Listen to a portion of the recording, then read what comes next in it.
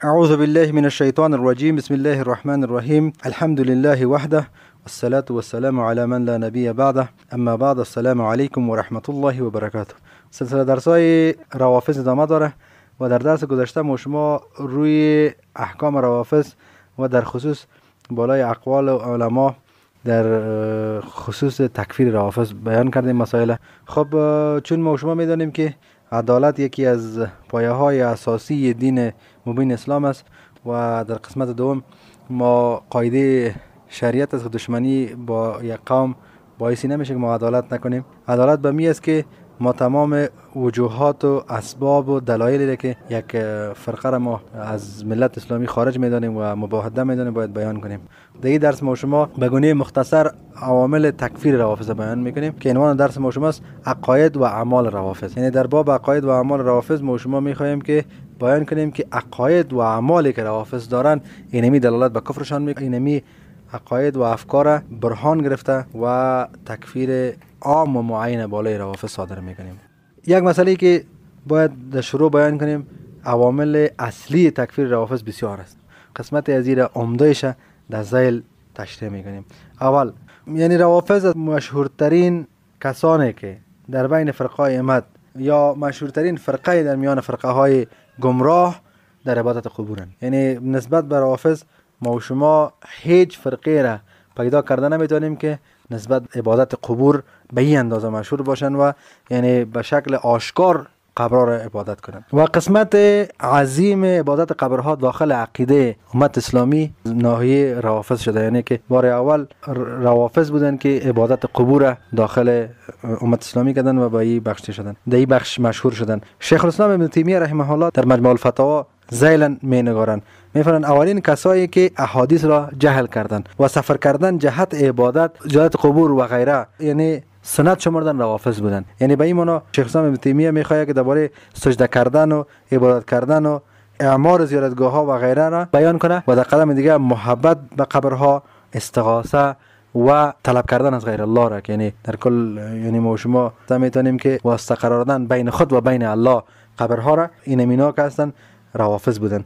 و ما شما آشکارا مثال بیان کرده میتونیم که سفرهای کربلای روافض که است، یعنی روافض به کربلا سفر میکنن و این سفرشان بسیار مشهور است به نام سفر عتبات عالیات. یعنی به این معنا که در اکثر دفترهای زیارتی روافض اگر شما ببینین در اونجا نوشته است که سفرها به عتبات عالیات که شامل یک قسمت از نجف و قسمت عراق و یک منطقه از ایران میشه که در ایران به نام امام زمان یک مرکز شرکی از ایناست و بعد از او باز قبر خمینی و بعد از او نجف و قسمت زیاد کربلا و در کربلا عبادتگاه بسیار کلان به نام عبادتگاه علی رضی الله عنه، امام حسین و سایر اصحاب در اونجا به نام ابوالفضل عباس و سایر قبرها و زیارتگاه ها را عبادت کردن. اکثر روافض شما سعی کنین میگن که در مشهد، در ایران و در نجف هیچ گونه خطر متوجه ما شده میدانن، چرا که ما عتبات عالیات و امام زمان با خود داریم. نعوذ بالله. یعنی یک نوبهی ما یا میگن که یا دفع بلا را از ما میکنن اینمی. و بعد از او در بین روافض ما شما یک واژه را اصطلاحاً بسیار معروف پیدا میکنیم، مثل که ما شما بنا به حاجی یک لفظ داریم، اونا کربلایی یک لفظ دارن که کربلایی میگن کسی که به کربلا رفته باشه. و قسمت کثیرشان یعنی اکثر از یا اولویت میتن که اول به کربلا برن نسبت به این که به حج بیت الله شریف یا به حج خانه کعبه برن. یعنی شما سعی کنین که نزد از یا بت پرستی و قبر پرستیشان از شعائر الله کدام محترم‌تر است. نعوذ بالله من ذلک. اول قسمتی بود که ما چرا اینا رو تکفیر میکنیم. در شرح نواقض اسلام و در خود نواقض اسلام که نواقضی که اتفاقی بین امت است، ما میگیم هر کسی که بین خود و بین الله واسطه قرار بده یک ناقض از نواقض اسلام مرتکب شده و به می دلیلی کلمه‌اش نقض کرده. یعنی یک دلیلی که قبوری بودن از اینا دلیل به این است که اینا را ما تکفیر میکنیم. دلیل دومی است که روافض اصحاب را تکفیر میکنن و از ایشان نفرت دارن و ایشان را نفرین میکنن و این در بینشان مشهور است. قسمی که در شروع ما بیان کردیم چرا یارا ما شما رافضه میگیم، کلمه رفض چی معنا میده، این دلیلی است. امام محمد ابن عبدالوهاب رحمه الله در رساله رد علی رافضه در قسمت اعتقاد و کفریات روافض ببینید میفرمایند که آیات قرآن کریم در خصوص فضایل اصحاب یعنی و تعداد زیاد احادیث متواتر صحیح در فضایل اصحاب موجود است که مجموعه از آیات و احادیث به گونه آشکار تقوا و فضیلت اصحاب را بیان می‌نماید. پس هر کسی که چنین عقیده داشته باشد که اصحاب یا اکثرشان فساق و مرتد بودند و خود را حق بدهند که ایشان را نفرین کنند، به الله و رسول الله صلی الله علیه و سلم کفر کردند. و این هم نزد ما از قواعد اعتقادی است که یعنی با بهترین کسایی که از امت ما شما گذشتن و در این مسئله ما شاید در درس‌های گذشته بیان کردیم برای شما که اینها از یهود و نصارا که بدتر هستند روافض. به چه علت؟ به علت اگر ما و شما بریم نزد عیسوی ها و از عیسوی ها بپرسیم که بهترین کسا در امت شما کیها بودن و جواب میدن که حواریون بودن، کسایی که با عیسی علیه السلام بودن و اینا گفتن که ما الله را با تو نصرت میتیم، قسمی که در سوره صف آیت آخرش میه. و اگر شما از یهودا پرسان کنین که بهترین و افضلترین مردم در بین شما کی است، میگن که اصحاب موسی علیه السلام، کسایی که با موسی علیه السلام بودن. شما برید از روافض پرسان کنین که بدترین اشخاص در بین امت اسلامی کی است، یا اصحاب قلمداد میگن، یا میخواین بگن که اصحاب بدترین اشخاص در بین امت اسلامی بودن. نعوذ بالله من ذلک. دمی دلیل ما گفته میتونیم که این یک دلیل از تکفیر روافض است. بعد از ذکر جملات معدد و زیاد در خصوص کفر روافض، محمد ابن عبدالوهاب رحمه الله چنین نظر اندازی میگه: هر کسی که به این عقیده باشد که بغیر از انبیا علیهم السلام بهتر یا مساوی به انبیا علیه السلام هستند، کفر کرده است. علیهم السلام به این معنی میته کسایی که نبی نیستند، رسول نیستند، عام اشخاص هستند و کس به اعتقاد داشته باشه که یا از انبیا که بهتر هستند یا مساوی به انبیا هستند، یا چی کردن؟ کفر کردن. کفر به دلیل کردن که دست به تحریف آیات الله متعال زدن. الله متعال مسائل گونه دیگه بیان میکنن و اینا آمده به گونه دیگه بیان میکنن.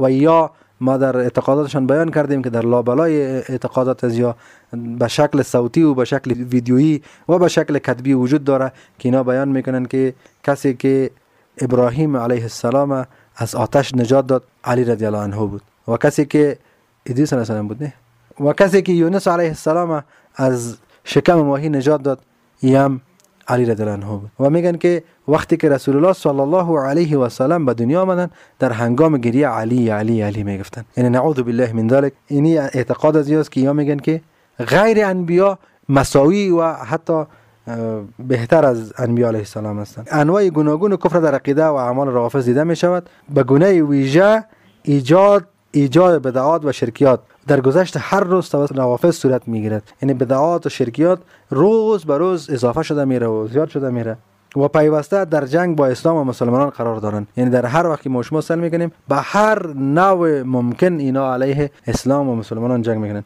گاهی همصف با صلیبیان میشن و گاهی همصف با مرتدین میشن و گاهی به گونه فردی و گاهی به شکل یعنی داخل شدن در اصول دین و تحریف کردن اصول دین و گاهی با ایجاد شبهات و گاهی هم با نفرین و تکفیر اصحاب و گاهی هم با نسبت دادن کذب به رسول الله صلی الله علیه و سلم و حتی در شأن الله متعال اینا کذب وارد میکنن. و اینی دلیل که است یک دلیل اساسی جهت تکفیر از اینا نزد ما استفاده میشه. بنابراین ما گفته میدونیم که اکثر روافض به استثنای کسانی که تقیه میکنن، یعنی اکثرشان به استثنای کسایی که تقیه میکنن، اینا در کفر واقع هستند. یعنی کفری که بواهن از زبانهای خودشان کفر صادر میشه و اینا از زبان خود کفر بیان میکنن. اینا کسایی هستند که حتی ما شما سعی کنیم که اینا صراحتا در منبرهای خود بیان میکنن که کسی که با موسی علیه السلام تکلم کرد علی بود. نعوذ بالله. حتی در باب حدیث معراج به رسول الله صلی الله علیه و سلم یا تهمت میپیوندن و میگن که وقتی که رسول الله صلی الله علیه و سلم رفتن به معراج و زمانی که از سدرة المنتهی تیر میشن اوجه با یک شیر روبروی میشن و وقتی که شیر میبینن، شیر یک شکل غرابه میکنه بالای رسول الله صلی الله علیه و سلم و رسول الله صلی الله علیه و سلم انگشترشون به شیر میته و پس که میای باز میبینه که انگشتر در دست علی رضی الله عنه بود. یعنی به این شکل اینا مسائل جور کردن و جهلیات کردن و از خود حدیثا را جور کردن. یعنی به این معنی که بواحتا اینا از کفر اکثرشون بیان میشه الا تقیه کنندگانشان. تقیه یعنی به این معنی که یا پت میکنن حقیقت، بلکه اصل مسئله تقیه بین روافض از ابن سبا مانده که ابن سبا به اینا گفت که در ظاهر شما خود مصلح و آمرین به معروف معرفی کنین و در باطن شما منافقت کنین و در بین مردم صف شکنی را ایجاد کنین. حالا فعلا در حقیقت یا مثلا ما شما اکثر از اینا را سوال میکنیم، میگن که به طور مثال یک خبیثی که امروزه در ایران امروزی زندگی میکنه، ایران امروزیه که روافض مسلح و روافض حربی به علیه اسلام و مسلمین استاد هستند و علیه مؤمنین از هر نوع توانی که دارن استفاده میکنن. آیت الله خامنه ای میگه که اهل سنت و شیعه با هم برادرن و از هم جدا ناپذیرن و با هم یک جا بودن و در یک پیام صوتی که ثبت کرده و به جوانان غرب و در کل جوانای دنیا را به اسلام دعوت کرده، در اینجا یک گونه تقیه ها را موازی میبینیم که میگن که اسلام یک اسلام است و ما نمیخواهیم که در بین ما مثلا تفرق باشه، شیعه و سنی یکی است. و بعضی مسلمانای یعنی خوشباور میاند این مسئله داخل میشن، میگن که شیعه و سنی نداره، ما مسلمان هستیم. نه، این گپشان درست است که ما مسلمان هستیم ولی شیعه و سنی داره که بازی مثلا ما شما بیان میکنیم اینمی شبهه را جواب میتیم که بگو یک من مسلمان هستم، شیعه هستم، سنی هستم، یا ما یک سنی شیعه مذهب هستم، یا ما یک رافضی راسخ العقیده هستم. اینی کلش کلمات کفریات است که فهمیده یا نفهمیده از زبان مردم بیرون میشن و بسیار کسا فریب تقیه از اینا را میخورن. مثلا ما شما ولایت فقیه سائل میکنیم یا مثلا امی خود حوزه علمی قم، اینا همشان در ظاهر میخواین که خود دوستدار نشان بدن، مثلا با ترجمه کتاب سید قطب و با ترجمه کتاب محمد قطب و حتی دست به ترجمه قسمت از تفسیر فی ظلال قرآن زدن و میخواین که سید قطب به گونه دوزدار روافض نشان بدن. و ای که امروزه در موالات با روافض بسیار فرقه ها و بسیار گروه ها خود را در کفر برابر کردن، مسائلی است که باز انشالله در درسای بعدی مسئله انشالله بیان میشه. قسمت دیگه که از دلایل عمده تکفیر روافض میشه ای است که بدون تقیه کردن، تقیه به این معنی که بالای کفر پرده اندازی کردن، بالای کفر خود پرده بندازن. اکثر اینا بران عقیده ان که آیات قرآن حذف، تغییر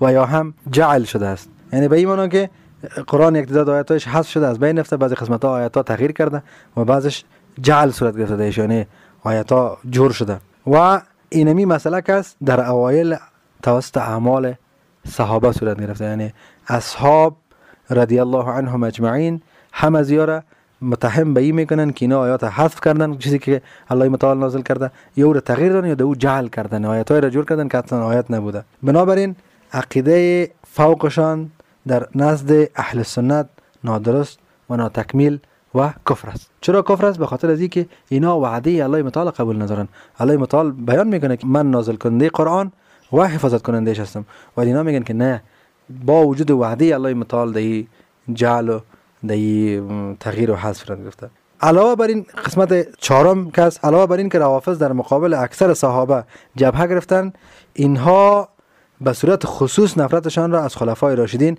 و امهات مومنین در خصوص عایشه رضی الله عنها اعلام میکنن.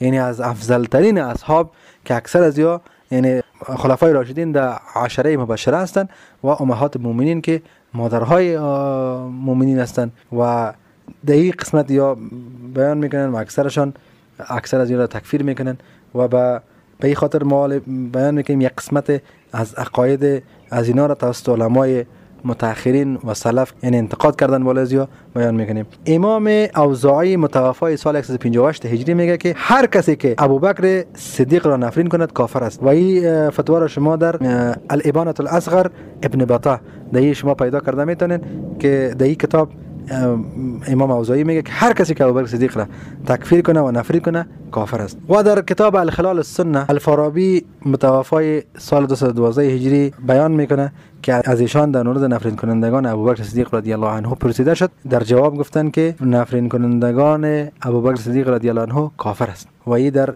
کتاب الخلال السنه آمدگی است. و در قسمت امهات مومنین عایشه رضی الله عنها در تفسیر آیت 26 و 11 سوره نور امام ابن کثیر اجماع ذکر میکنه که تمام امت اسلامی از اهل سنت و جماعت و موحدین به این اجماع کردن که به قسمت براعت از عایشه رضی الله عنها نازل شده و الله متعال این عایشه رضی الله عنها را از اتهامات تمام منافقین و کسایی که بالای عایشه رضی الله عنها یعنی اتهام بسته بودن، یعنی الله متعال براءت نازل کرده.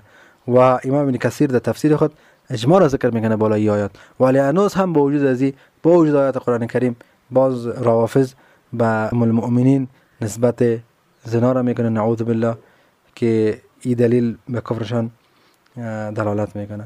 مثلا در نزد 12 امامی یا 12 که است، در نزد ازیا مثلا ایجاد عادات است، ایجاد بدعت هاست، مثلا عبادت است، دادن درجه الوهیت و ربوبیت و دادن صفات الهی به امامای خود هستند و اینا را یعنی حتی به نسبت خالق دادن است و از هر گناه معصوم شمردن است، از کبیره و صغیره، و اینا را به علم غیب نسبت دادن و هم از اینا که است دلالت عمومی به کفر روافض میکنه.